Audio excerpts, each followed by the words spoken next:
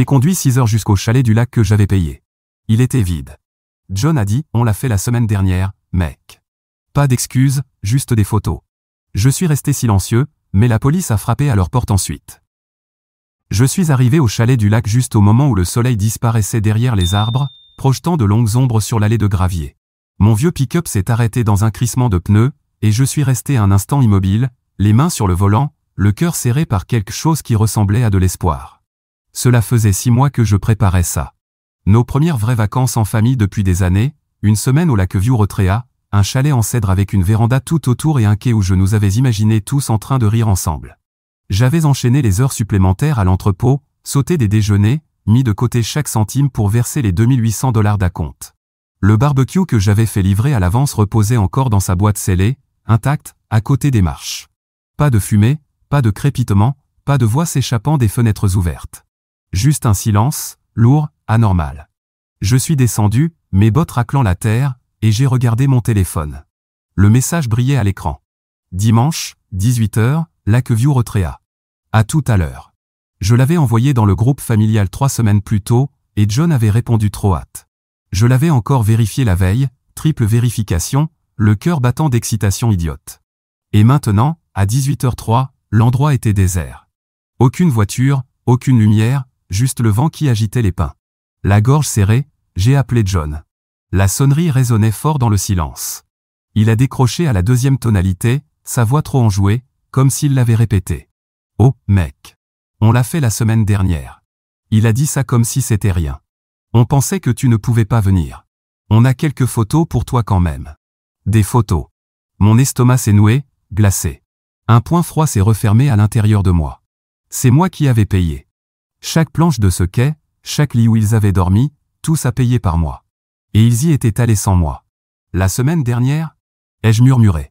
Mais il a juste ri, léger, insouciant. Ouais. C'était génial. Détends-toi. J'ai raccroché, fixant les fenêtres sombres, mon souffle s'échappant en nuages dans l'air d'octobre. Ils ne m'avaient pas oublié. Ils avaient fait un choix. Et moi, je me retrouvais là, avec pour seul héritage une maison vide. Je me suis laissé tomber sur les marches froides du porche, le bois rugueux me mordant à travers le tissu de mon jean, et j'ai laissé le silence m'envelopper comme un linceul. Mes mains reposaient sur mes genoux, lourdes, inutiles, tandis que la nuit tombait, les étoiles apparaissant une à une dans le ciel. Je n'ai pas pleuré. Je ne pouvais pas. Mais mon esprit tournait, me ramenant à des années que j'avais tenté d'oublier. Le visage de John surgit en premier, avec son sourire tordu et son charme facile. Ce frère que j'avais passé ma vie à soutenir. Quand on était gosse, il volait des bonbons à l'épicerie et se faisait prendre. Et moi, je glissais un billet froissé au vendeur, gagné grâce à mon job de distribution de journaux. La voix de maman me revenait, il est fragile. Toi, t'es fort. Aide-le. Alors je le faisais. Toujours. Au lycée, ce n'était plus des bonbons. C'était de l'argent pour le faire sortir du pétrin. À 17 ans, il avait déjà 800 $ de dette de poker, et quand je lui ai tendu mes économies de caissier, il m'a souri avec une lèvre fendue. T'es le meilleur, mec. Comme si ça rendait les choses acceptables. J'avais hoché la tête, fier d'être le rock, même si ça me laissait vide à l'intérieur. Puis l'année dernière, je l'ai pris la main dans le sac. Un achat de 500 $ sur ma carte de crédit pour une console de jeux tape à accent grave-l'œil. Je l'ai confronté, la voix tremblante, et il a haussé les épaules. Un bug, mec. Détends-toi. Et maman a balayé ça d'un revers de main. Il est juste impulsif. Tu le sais bien. J'ai laissé passer. Parce que me battre avec eux, c'était comme frapper du brouillard. La famille ne compte pas les points. Pas vrai? C'est ce qu'ils m'ont toujours appris. Mais ce n'était pas que John. Maman comptait aussi sur moi. Sa détresse, c'était une monnaie que je payais en culpabilité. Il y a 2 hivers, elle m'a appelé en panique. Le chauffage est en panne, et ton père est trop fier pour le réparer. J'ai envoyé 1200 $ pour un nouveau système. J'ai payé mon loyer en retard ce mois-là. Elle ne m'a jamais dit merci. Juste, John a encore des soucis. Tu peux aider un peu plus? Papa parlait peu, mais son silence blessait davantage. J'arrivais avec des sacs de courses quand leur frigo était vide, et il grognait, les yeux rivés à la télé, comme si j'étais un livreur, pas son fils. Le pire, c'était à Thanksgiving dernier. J'avais conduit 3 heures avec une dinde que j'avais moi-même rôtie, les mains encore grasses du four. Ils étaient dans le salon, riant autour du vin que j'avais apporté le mois d'avant. Je suis resté dans l'embrasure de la porte, invisible. J'ai entendu John dire « Il n'a pas de vie », juste un chèque de paie sur patte. Et maman de glousser, doucement mais cruellement, au moins, il sert à quelque chose. Papa a reniflé, sans protester. Je suis resté là, le plat tremblant dans mes mains, la chaleur montant à mon cou. J'ai posé la dinde sur la table et je suis reparti sans un mot, le rire me suivant jusqu'à la voiture. Je m'étais dit que ce n'était qu'une soirée ratée, que ce n'était que des mots. L'amour, ça veut dire encaisser, non? Mais là, sur ce Porsche, ce mensonge s'est effondré. Le chalet du lac n'était pas un oubli. C'était une claque en pleine figure, une lumière crue sur une vérité que j'évitais depuis des années. C'est moi qui avais construit leur confort, pierre par pierre. Le loyer de John quand il s'était fait virer, les réparations de la voiture de maman, le matériel de pêche de papa qu'il n'a jamais remboursé. Je croyais que c'était mon devoir, la preuve que j'avais ma place. Mais cette place n'existait que dans un sens. Ils prenaient, je donnais. Et quand est venu le moment de m'asseoir à la table que j'avais dressée, ils avaient fermé la porte à clé. Mon téléphone a vibré dans ma poche. Une notification de l'appli bancaire, que je n'avais pas encore ouverte. Je l'ai ignorée, les yeux rivés sur la boîte du barbecue, ses bornettes me narguant. Je l'avais envoyé 2 semaines plus tôt, m'imaginant papa en train de retourner des steaks, John qui ouvrait des bières, maman s'affairant autour des assiettes, un moment de famille que j'avais acheté, mais que je ne vivrais pas. Je repensais aux heures supplémentaires, aux soirées à empiler des cartons jusqu'à en avoir le dos en feu, au matin sans petit déjeuner, juste un café noir pour économiser. Tout ça pour ce chalet, pour cette semaine qu'il m'avait volé. Mon souffle s'est coupé, non pas de tristesse, mais d'autre chose. Quelque chose de plus brûlant, plus tranchant. J'avais été leur pilier, leur distributeur automatique, leur idiot. Et ils m'avaient laissé seul ici, avec un simple texto et quelques photos, comme si j'étais un parent éloigné à qui on envoie des miettes pour faire bonne figure. Je pressais mes paumes contre mes yeux, la pression manquant à la réalité. Ce n'était pas la première fois qu'il m'écartait, mais c'était la première fois que je le voyais aussi clairement. Il ne m'avait pas oublié par accident. Il l'avait choisi. À chaque fois. Mes mains retombèrent, et je me levai, le froid s'infiltrant dans mes os. Le lac s'étendait, sombre et immobile, au-delà des arbres, reflétant un ciel que je ne pouvais pas atteindre. J'avais passé des années à prouver que je méritais leur amour, à leur donner des morceaux de moi-même, de l'argent, du temps, de la fierté, jusqu'à m'en retrouver vidé. Mais l'amour ne devrait pas vous laisser en sang. Je me retournai vers mon camion, les clés froides dans mon poing. Ils avaient eu leur semaine, leur rire, leur poisson. Demain, ce serait mon tour. Pas la vengeance. Pas encore. Mais un règlement de compte. Je n'étais plus leur ombre. J'en avais fini de bâtir des maisons dans lesquelles on ne me laissait jamais vivre. J'ai repris la route cette nuit-là, le chalet vide disparaissant dans mon rétroviseur, sa silhouette sombre avalée par les pins. L'autoroute s'étendait devant moi, un ruban gris sous un ciel sans lune, et je serrais le volant jusqu'à en avoir mal aux jointures. Une colère sourde bouillonnait dans mon ventre. Pas bruyante, pas encore, mais constante, comme une braise qui refuse de s'éteindre. Mon téléphone vibra sur le siège passager. Le nom de John s'afficha à l'écran. Je le laissai sonner, puis ouvris son message. « Mec, détends-toi. On t'enverra quelques poissons qu'on a pêchés. Semaine de folie. Des poissons. Comme si j'étais un chien errant à qui on lançait un os. » Je n'ai pas répondu. Les mots tournaient en boucle dans ma tête. Semaine de folie. Et je les imaginais. John remontant un bar, maman prenant des photos, papa ouvrant une bière que j'avais payée, pendant que moi je soulevais des cartons, comptais les jours, rêvais d'un ponton où je ne mettrais jamais les pieds. De retour à mon appartement, je posai mes clés sur le comptoir et m'affalai sur le canapé. Les ressorts gémirent sous mon poids. Le silence était étouffant, mais je ne pouvais pas dormir. Pas avec cette chaleur qui montait en moi. J'ouvris mon ordinateur portable, par habitude plus que par envie, et accédai à mon application bancaire pour vérifier mon solde. C'est là que je le vis. Une dépense de 1 200 $ enregistrée la veille, provenant de Lakeview Boat Rentals. Mon souffle se coupa. Je n'avais rien loué du tout. J'étais au travail à l'heure de cette transaction. La date correspondait pourtant à leur voyage. La semaine dernière. Quand ils s'éclataient sans moi. Mon curseur survola les détails, et c'était bien là, autorisé avec une carte à mon nom, celle dont John connaissait les chiffres depuis ce bug l'an dernier. Il ne s'était pas contenté de m'exclure. Il m'avait volé. Encore. Et cette fois, ce n'était pas une erreur. Je refermai violemment l'ordinateur, mon cœur battant à mes oreilles.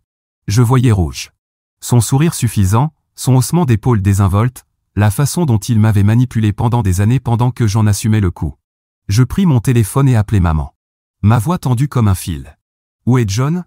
Elle hésita, puis soupira, ce ton familier qu'elle utilisait pour calmer les choses. « Oh, chérie, il est à la maison. Qu'est-ce qu'il se passe ?» Je ne tournais pas autour du pot. Il a utilisé ma carte pour louer un bateau. 1200 $. La semaine dernière. Une pause. Plus longue cette fois. Il ne l'a pas fait exprès. Tu sais comment il est. Il voulait juste rendre ça spécial pour nous. Spécial. Le mot me gifla. Pour qui? Répliquai-je. Pas pour moi. Je n'étais pas là. Elle recommença, il pensait que. Mais je la coupais net. Il pensait que je paierais, comme toujours. Je raccrochais avant qu'elle n'essaie de maquiller les choses. Ma main tremblait quand je reposais le téléphone. Je fis les 100 pas, le tapis bon marché râpant sous mes bottes. Ce n'était pas juste l'argent, même 6200 $, c'était la moitié de mon loyer, un coup dur pour des mois à venir. C'était l'intention. Il l'avait planifié. Il avait tapé mes chiffres sur cette machine en sachant que je n'y verrais que du feu, riant avec eux sur un bateau où je ne mettrais jamais les pieds, et maman le défendant comme si de rien n'était, comme si j'étais celui qui exagérait. Je m'arrêtai devant la fenêtre, fixant les lampadaires qui clignotaient en bas, et quelque chose s'enclencha. Net. Définitif. Ce n'était pas une erreur. Ni un malentendu. Ils avaient pris ma confiance, mon travail, ma place dans cette famille, et en avaient fait leur terrain de jeu. J'avais été leur filet de sécurité si longtemps qu'ils ne voyaient même pas ma chute. Je me rassis, plus lentement cette fois, et repris mon téléphone. Pas pour appeler. Pour réfléchir. Mon pouce flotta au-dessus du message de John, cette foutue histoire de poisson, puis je le supprimai. Ensuite, j'ouvris mon appli bancaire, fis une capture d'écran de la transaction, et la sauvegardai. Une preuve. Mon esprit carburait, reconstituant le puzzle. Le chalet, le bateau, les années d'aide jamais rendues. J'avais été leur idiot, mais plus maintenant. Demain, j'arrêterai de jouer le rôle qu'il m'avait assigné, fiable, invisible, jetable. Il s'était amusé, m'avait laissé l'addition, pensant que j'accepterais comme toujours. Mais cette fois, je ne plierai pas. Je casserai quelque chose. Leur illusion. Leur emprise. Leur jeu. Je m'adossai, le canapé grinçant encore, et fixai le plafond. La rage n'était plus bruyante. Elle était froide. Délibérée. Une lame que j'aiguiserais jusqu'au matin. Ils pensaient pouvoir me garder dans l'ombre. Mais j'observais depuis trop longtemps. Demain, je sortirai à la lumière. Et ils me verraient. Pas comme leur banque. Pas comme leur ombre. Mais comme celui qu'ils avaient trop poussé. Ce n'était pas fini. Ça commençait. Je me garai dans l'allée de mes parents le soir suivant, le moteur encore chaud, un épais dossier sous le bras. La maison brillait à travers les fenêtres, mensonge chaleureux d'un foyer où je n'avais jamais vraiment eu ma place. Je n'avais pas dormi. J'avais passé la nuit à imprimer des relevés bancaires, des reçus, chaque trace de ce que je leur avais donné. Mes bottes frappèrent le perron avec détermination. Je ne frappais pas. Je rentrais. Ils étaient dans le salon. John affalé sur le canapé, son téléphone à la main, maman s'affairant autour d'un plateau de cookies, papa recroquevillé dans son fauteuil, un match de baseball clignotant à la télé. Ils levèrent les yeux, surpris. Je ne leur laissai pas le temps de parler. Je posai le dossier sur la table basse, avec un bruit sec. Ça, dis-je d'une voix plate, c'est ce que j'ai payé pour vous. John ricana, sans même se redresser. C'est quoi, ça? Ton journal intime? Lança John en ricanant. Je l'ignorai et ouvris le classeur. Les pages s'éparpillèrent. 2800 $ pour la maison du lac, 1200 $ pour la location du bateau. 800 $ pour ses anciennes dettes de jeu. 1200 $ pour la chaudière de maman. La maison du lac que vous avez appréciée sans moi, dis-je en pointant. Le bateau que tu as loué avec ma carte. Des années d'aide jamais remboursées. J'ai terminé. Les mains de maman s'arrêtèrent en plein mouvement, sa bouche s'entr'ouvrit. Chérie, on est une famille. Pourquoi tout gâcher comme ça? John ricana. T'es tellement dramatique, mec. Il haussa les épaules. C'est pas comme si on t'avait mis un flingue sur la tempe. Je plantai mon regard dans le sien. Non. Vous avez juste pris ce que je donnais en rigolant dans mon dos. Papa baissa le volume de la télé, le regard assombri. C'est quoi cette histoire de bateau? Je fis glisser la capture d'écran sur la table. 1200 $. Location de bateau à Lakeview. Autorisé la semaine dernière. John a encore utilisé ma carte pendant que vous étiez tous là-bas à pêcher. Le sourire de John vacilla un instant, puis il haussa de nouveau les épaules. C'était pour la famille. Tu l'aurais fait de toute façon. Je me penchai, la voix basse. Je l'ai signalé comme fraude ce matin. Les flics sont déjà sur le coup. Le silence tomba net. Le téléphone de John glissa sur le coussin. Le plateau de maman tomba par terre dans un fracas étouffé. Papa se leva, le visage rouge. Tu vas balancer ton propre frère pour ça? C'est lui qui m'a trahi en premier, répliquai-je. Il m'a volé. Il a planifié ça. Puis vous m'avez tous laissé de côté pour un voyage que j'ai payé. Maman s'avança, les mains tremblantes. On ne voulait pas te blesser. John a dit que tu étais occupé. C'est tout. Je faillis éclater de rire, un rire sec, amer. Occupé? Je bossais en heures sup pour cette foutue cabane. Et vous le saviez. John leva les yeux au ciel. Faut passer à autre chose, frère. C'est pas si grave. C'est là que je frappais plus fort. C'est grave quand c'est du vol. La banque a ton nom maintenant. Tu t'en sortiras pas cette fois. L'ambiance changea. La panique s'installa. La voix de maman se brisa. Tu ne peux pas faire ça. On va régler ça. Je secouai la tête. Vous comprenez pas. Je suis pas là pour discuter. Je suis là pour en finir. Papa me pointa du doigt. Tu nous détruis pour une question d'argent? Je soutins son regard. Non. C'est vous qui nous avez détruits en le laissant m'utiliser comme un foutu distributeur et en appelant ça la famille.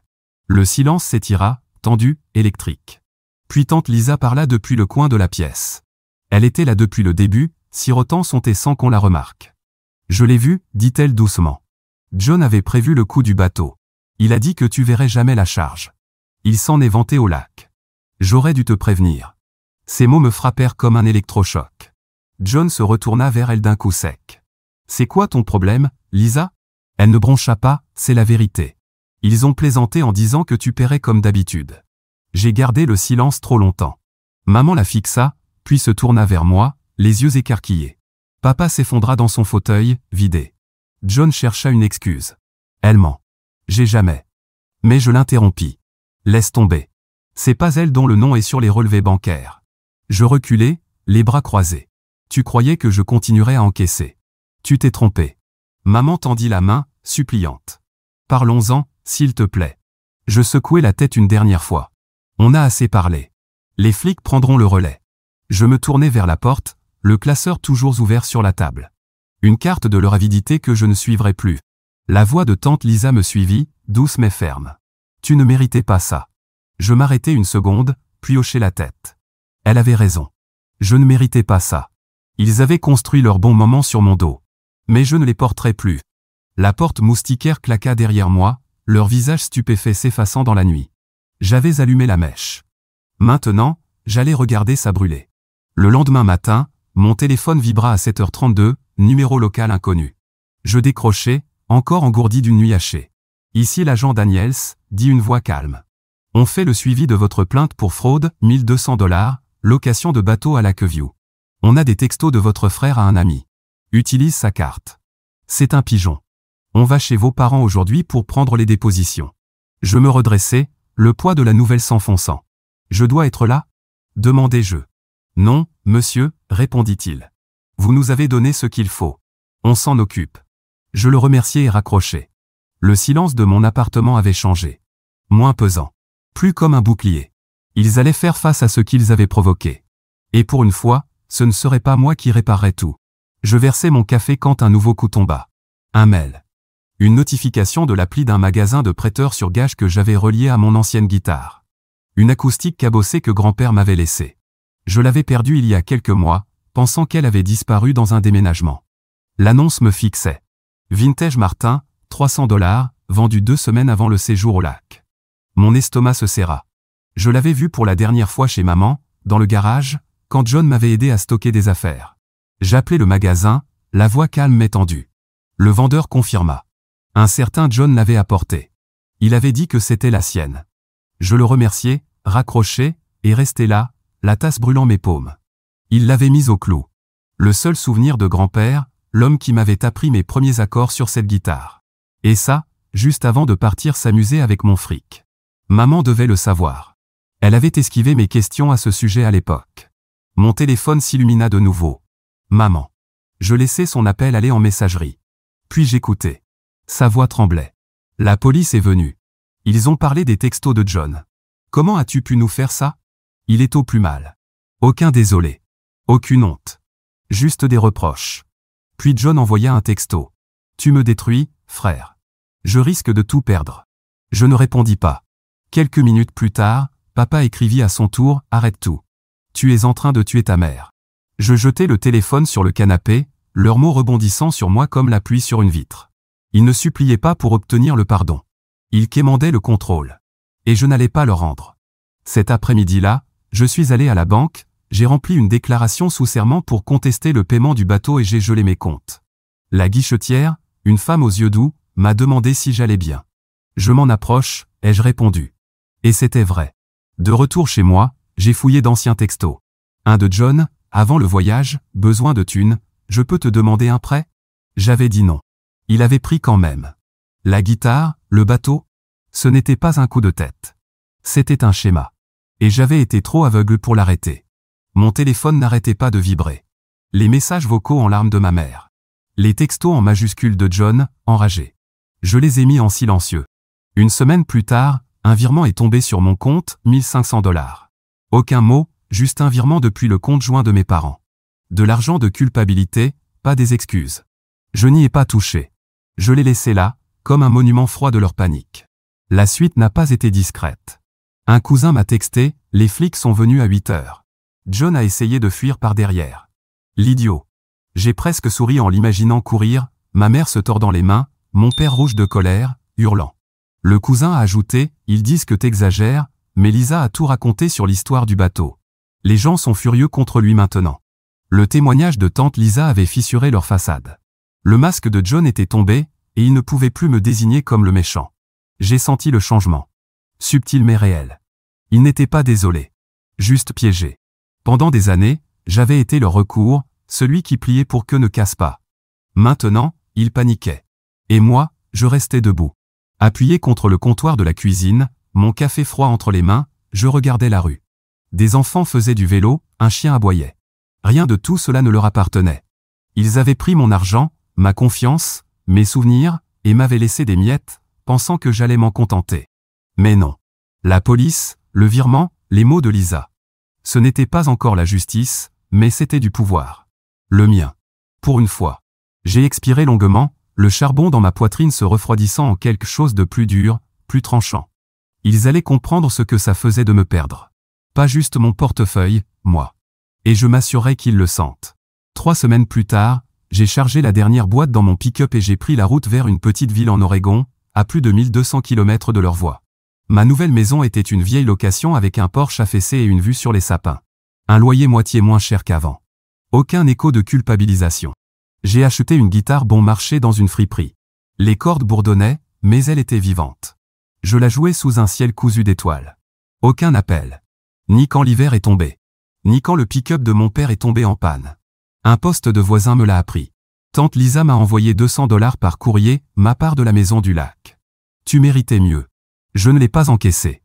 Je l'ai juste punaisé au mur. Un hommage silencieux à celle qui m'avait vu. John a évité la prison, mais les murmures dans la famille sont devenus glaciales. Il avait perdu leur confiance. Pas seulement la mienne. Aujourd'hui, je promène mon cabot, Rusty, sur des chemins de gravier.